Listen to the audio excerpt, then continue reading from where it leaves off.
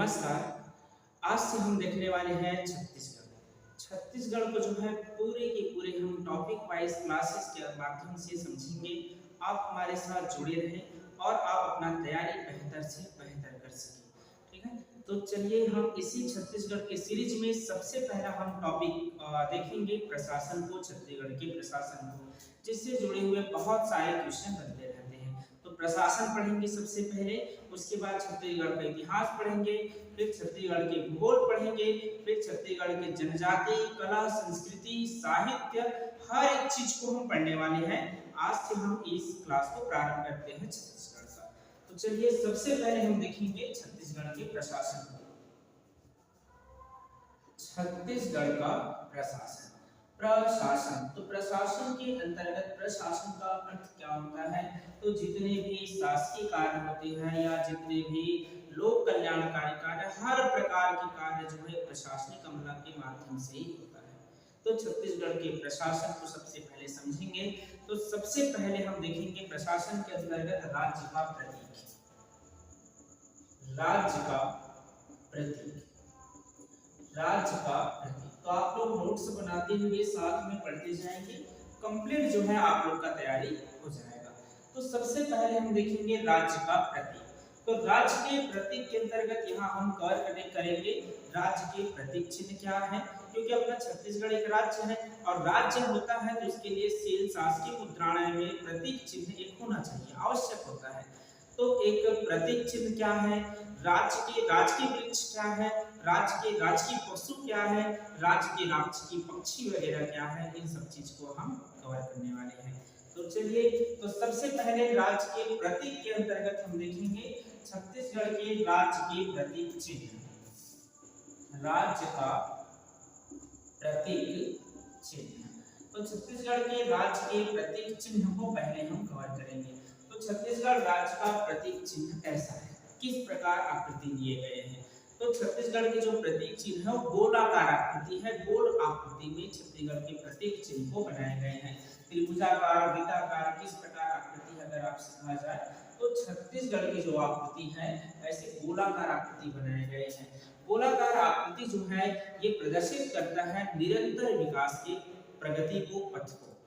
ठीक है, कहते हैं हमारा छत्तीसगढ़ निरंतर जो है विकास की ओर अग्रसर रहेगा, इसीलिए ये जो है गोलाकार प्रतीक चिन्ह लगाए गए हैं। तो ये गोलाकार प्रतीक चिन्ह में अगर हम किनारे किनारे देखेंगे तो छत्तीसगढ़ नाम से स्पष्ट है 36 किला। तो यहाँ पर 36 किला ऐसे किनारे किनारे बनाए गए हैं। कितना पर 36 है नहीं, तो ये केवल हम कह सकते हैं उसके मॉडल्स हैं, नॉर्मल्स, चित्र वगैरह कोई विशेष नहीं बना रहे हैं। तो यहाँ पर प्रतीक चिन्ह अगर हम देखें तो एक गोलाकार आकृति में है जिसमें चारों ओर जो है कह सकते हैं सभी दिशा में 36 किले बनाए गए हैं। इस किला का अगर रंग वगैरह देखें, किला का भी रंग कई बार पूछ दिया जाता है, तो किला का जो रंग है प्रतीक चिन्ह में वह है हरा। किला का जो रंग है वो हरा रंग में प्रदर्शित किए गए हैं। हरा रंग सुख समृद्धि को प्रदर्शित करता है, जीवन में हरा है, हरियाली है तो सुख समृद्धि है, तो ये राज्य की सुख समृद्धि को प्रदर्शित करते हैं हरा रंग।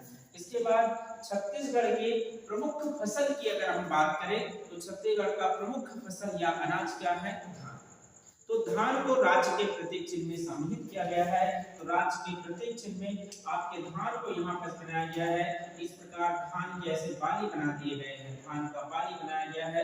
और ये बाली जो है आपके रंग भी इसके पूछे जा सकते हैं कि धान की जो बाली है वो कौन से रंग में है। तो धान का जो बाली है, धान का बाली सुनहरी रंग में इसके लिए गए हैं। धान के बाली का जो रंग है वो है सुनहरी रंग, सुनहरी रंग में इसके लिए गए हैं। इसमें धान की बाली है। इसके अतिरिक्त छत्तीसगढ़ के रेखांकित करती यहाँ पर नदियों को भी डाला गया है। देखा जाए तो छत्तीसगढ़ है प्रायद्वीपीय राज्य, ठीक है, प्रायद्वीपीय राज्य है जहाँ सतत वहनी नदियां नहीं है, लेकिन फिर भी हमारा छत्तीसगढ़ जो है जल संसाधन की दृष्टि से परिपूर्ण है। यहाँ की नदियां के माध्यम से जो है सिंचाई क्षमता काफी ज्यादा विकसित हुई है। और इसीलिए छत्तीसगढ़ की नदियों को इस प्रकार रेखांकित तिरंगा के 3 रंगों से छत्तीसगढ़ की नदियों को रेखांकित किए गए हैं। इसमें ऊर्जा के बैंड भी है। छत्तीसगढ़ चूंकि पूरे की पूरे अगर हम देश में देखें तो ऊर्जा संसाधन की दृष्टि से छत्तीसगढ़ अग्रणी राज्य में से आते हैं। यहाँ पर बिजली वगैरह उत्पादन काफी अधिक होते हैं, जिसके कारण ऊर्जा के बैंड को जो है कह सकते हैं आप नीला रंग में रंगे गए हैं ऊर्जा के बैंड को। ठीक है, तो ऊर्जा के बैंड वगैरह बनाए गए हैं प्रतीक चिन्ह में। इसके अतिरिक्त छत्तीसगढ़ के प्रतीक चिन्ह में भारत के भी प्रतीक चिन्ह है। भारत के प्रतीक चिन्ह क्या है? तो सारनाथ स्थित अशोक स्तंभ के सी अनुकृति है। तो सारनाथ स्थित जो अशोक स्तंभ की सी अनुकृति है उसे जो है यहाँ पर 3 से ऐसे बना दिए गए हैं। 3 से ये अशोक स्तंभ की अनुकृति है, समझो। ठीक है, और इसके अतिरिक्त भारत के प्रतीक वाक्य सत्यमेव जयते भी लिखे गए हैं। सत्यमेव जयते को भी भारत के प्रतीक वाक्य को लिखा गया है सत्यमेव जयते, ये लिखे गए हैं। तो ये दर्शाता है कि हम भारत के अभिन्न हिस्से हैं, हम भारत से अलग नहीं हैं, पृथक नहीं हैं। इसलिए अपने राज्य के प्रतीक चिन्ह में हमने भारत के भी प्रतीक चिन्ह को समाहित किया है। तो ये है छत्तीसगढ़ के अपना एक प्रतीक चिन्ह। तो इसमें अगर आप एग्जाम के पॉइंट ऑफ व्यू से देखें तो आपके लिए इंपॉर्टेंट क्या है? तो राज्य का प्रतीक चिन्ह किस प्रकार है, ये आपसे पूछा जा सकता है। तो राज्य का प्रतीक चिन्ह है गोलाकार, इसे नोट कर लेंगे। राज्य के प्रतीक चिन्ह में गढ़ है, तो गढ़ चारों ओर है, जिसका रंग क्या है? तो गढ़ का रंग है हरा रंग है, हरा रंग भी बनाए गए हैं। इसके बाद इसमें प्रतीक चिन्ह में धान की सुनहरी बालियां हैं, धान का बाली है जिनका रंग क्या है? तो सुनहरी है, सुनहरी रंग में इसको रंगा गया है। इसके बाद नदियां हैं, छत्तीसगढ़ की नदियां, छत्तीसगढ़ की नदियां को यहाँ पर प्रदर्शित किए गए हैं तिरंगा के 3 रंग में, तिरंगा के रंग में इसको प्रदर्शित किए गए हैं। ऊर्जा का प्रतीक है, अपने प्रतीक चिन्ह में ऊर्जा का प्रतीक ऊर्जा बैंड बनाए गए हैं। और ये कौन से रंग में है? तो ये नीला रंग में रंगे गए हैं, नीला रंग में इसको प्रदर्शित किए गए हैं ऊर्जा के प्रतीक को। इसके अतिरिक्त छत्तीसगढ़ के अगर हम प्रतीक चिन्ह में देखें तो भारत के भी प्रतीक चिन्ह है, भारत का प्रतीक। तो भारत के जो प्रतीक चिन्ह है उसको कौन से रंग में रंगा गया है? तो लाल रंग में। लाल रंग में जो है भारत के प्रतीक चिन्ह कौन सा? अशोक स्तंभ की सिंह अनुकृति, जो अशोक स्तंभ की सिंह अनुकृति है उसे जो है लाल रंग में रंगा गया है। इसके बाद भारत के ध्येय वाक्य कहे या प्रतीक वाक्य क्या है? सत्यमेव जयते। तो भारत के ध्येय वाक्य सत्यमेव जयते, सत्यमेव जयते जो है यहाँ पर जो है काले रंग में लिखे गए हैं छत्तीसगढ़ के प्रतीक वाक्य। और फिर नीचे छत्तीसगढ़ शासन, ये है छत्तीसगढ़ राज्य के प्रतीक चिन्ह। और एग्जाम के पॉइंट ऑफ व्यू से ये सभी पॉइंट आप लोग याद कर लेंगे और अच्छे से नोट कर लेंगे। तो हमने देखा अभी छत्तीसगढ़ के प्रतीक चिन्ह को। इसके बाद हम समझेंगे छत्तीसगढ़ के जो है राजकीय पशु, राजकीय पक्षी वगैरह क्या है। तो छत्तीसगढ़ का राजकीय वृक्ष, सबसे पहले छत्तीसगढ़ के राजकीय वृक्ष वगैरह को देखते हैं। अच्छा, एक चीज और है, जैसे छत्तीसगढ़ के जो प्रतीक चिन्ह है उसे जो है कब स्वीकृत किया गया था, ये डेट भी आप लोग नोट कर लेंगे, मैं छोड़ दिया वहां पर। तो छत्तीसगढ़ के प्रतीक जो चिन्ह है, प्रतीक चिन्ह को कब स्वीकार किया गया था, इसका डेट जरूर नोट कर लेंगे। 4 सितंबर 2001 को याद रखना, इसको नोट कर लेंगे आप लोग। 4 सितंबर 2001 छत्तीसगढ़ के प्रतीक चिन्ह को स्वीकृत किए गए थे। ठीक है, अब आते हैं छत्तीसगढ़ के राजकीय वृक्ष में। तो छत्तीसगढ़ का राजकीय वृक्ष क्या है? साल या सर। छत्तीसगढ़ के राजकीय वृक्ष है साल या सर। इसको जो है कब स्वीकृत किया गया था गवर्नमेंट के द्वारा कि छत्तीसगढ़ का राजकीय वृक्ष साल या सरई होगा, तो इसको स्वीकृत किए गए थे। ये स्वीकार कब हुआ था, स्वीकृत कब हुए? तो ये हुए 4 जुलाई 2001। 4 जुलाई 2001 को, जैसे 4 सितंबर 2001 को राज्य के प्रतीक चिन्ह स्वीकृत हुआ, उसी प्रकार 4 जुलाई 2001 को छत्तीसगढ़ के जो कह सकते हैं राजकीय वृक्ष है साल या सरई को जो है राजकीय वृक्ष के रूप में स्वीकार किया गया। अब ये साल या सरई को 4 जुलाई को राजकीय वृक्ष के रूप में क्यों स्वीकार किया गया, इसे ही क्यों बनाया गया? अगर राजकीय वृक्ष अगर हम देखें तो छत्तीसगढ़ के सबसे प्रजाति इमारती लकड़ी में साल वृक्ष है। यहाँ तक प्रजाति आधार पर जैसे कि आम वृक्ष, नीम वृक्ष, अलग अलग ऐसे वृक्ष के प्रजाति के आधार पर अगर हम देखें तो सबसे ज्यादा जो है प्रजाति आधार पर कोई जो वृक्ष है छत्तीसगढ़ में तो है साल वृक्ष ही। छत्तीसगढ़ में लगभग अगर आप देखेंगे ना कि साल वृक्ष की जो प्रतिशत है प्रजाति आधार पर 40.56% है, 40.56% जो है छत्तीसगढ़ में साल वृक्ष है, साल या सरई। यहाँ पर छत्तीसगढ़ में 40% मतलब अगर आप 100 पेड़ देखेंगे तो उसमें से 40 पेड़ जो है साल वृक्ष का है। इतने बाहुल्य रूप में साल वृक्ष अपने छत्तीसगढ़ में। यहाँ तक कि तो बस्तर को तो साल वनों का द्वीप भी कहते हैं, बस्तर क्षेत्र को साल वनों का द्वीप भी कहा जाता है।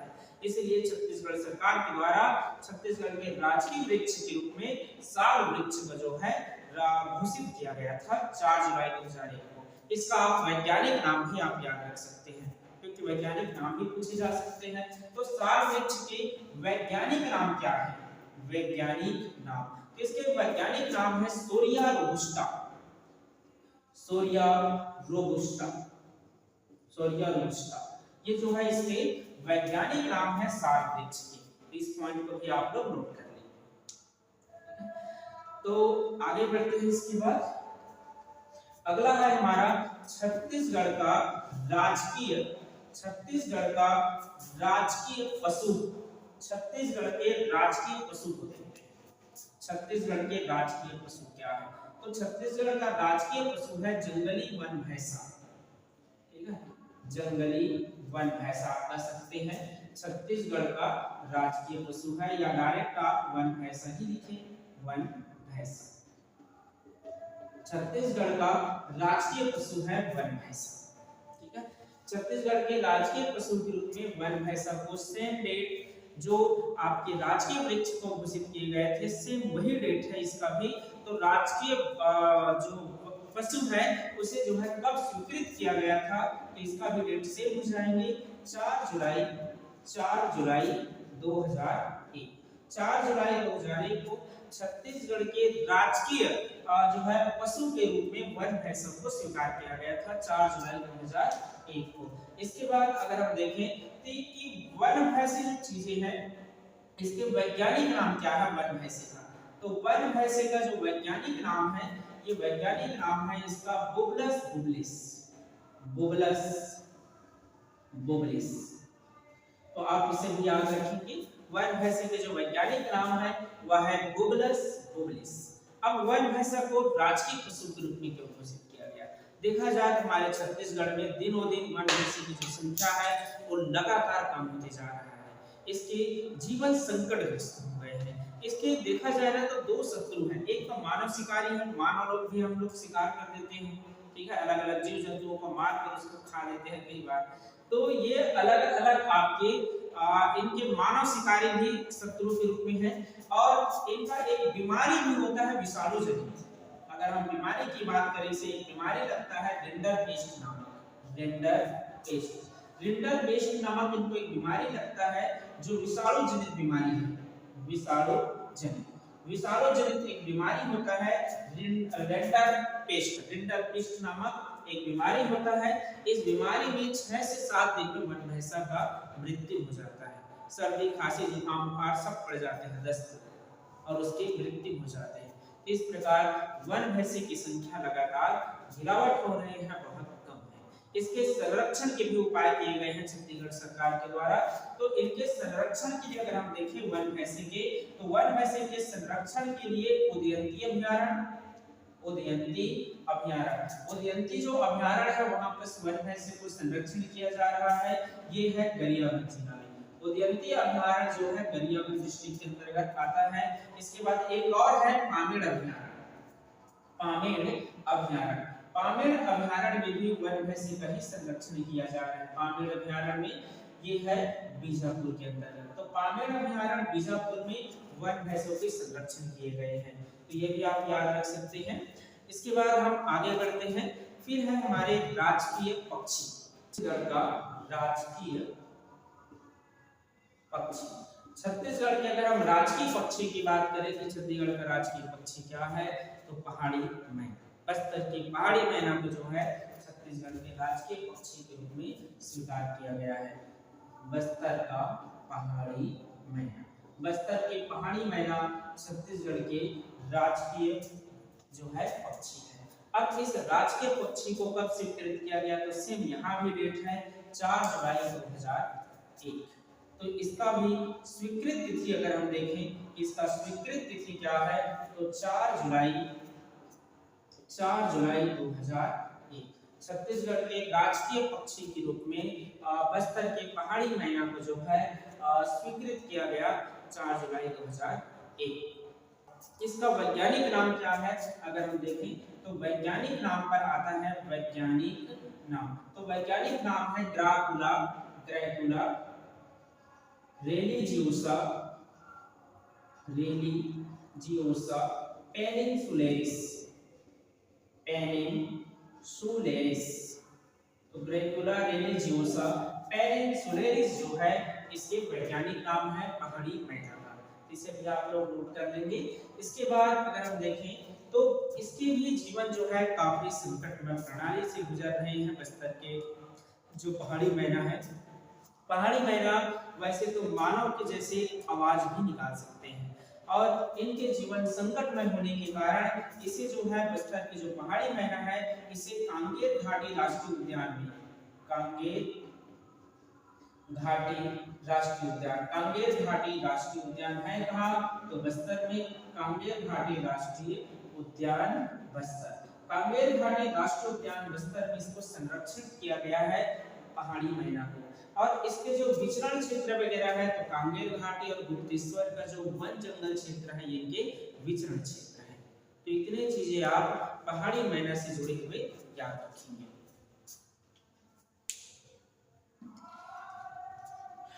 इसके बाद है अगला है छत्तीसगढ़ के अंतर्गत अगर हम देखें तो छत्तीसगढ़ हर्बल स्टेट के रूप में भी घोषित है।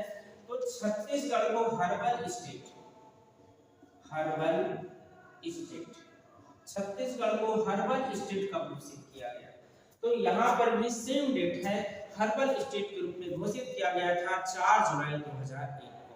देखिए मई 2001 में ना छत्तीसगढ़ का वन नीति आता है और वन नीति के तहत बहुत सारे एक्टिविटीज किए गए थे। छत्तीसगढ़ के जंगलों में अनेक प्रकार के हर्बल मेडिसिन पाए जाते हैं जिसके कारण छत्तीसगढ़ को हर्बल स्टेट घोषित किया गया है। यहाँ पर सांप, हर्रा, बहेड़ा, अलग अलग प्रकार की खांसी का, सर्दी का, हर प्रकार के जो है ज्वर का आपको जड़ी बूटी मिल जाएंगे जिसके कारण छत्तीसगढ़ हर्बल स्टेट के रूप में घोषित है।